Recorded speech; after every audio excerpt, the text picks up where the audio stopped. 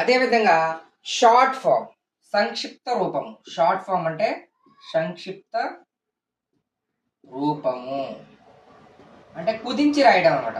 పెద్దగా ఇచ్చిన నెంబర్ని మనం సంక్షిప్త రూపంలో రాయడం. ఫర్ ఎగ్జాంపుల్ 2,05,030+6 ఇది ఎక్స్పెండెడ్ ఫామ్ లో ఉంది.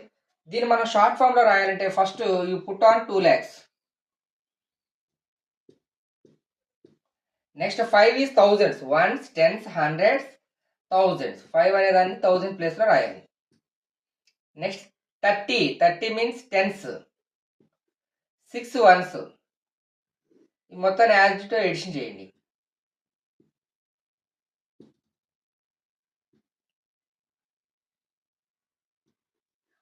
Once, tens, hundreds, thousand, 10,000, lakhs.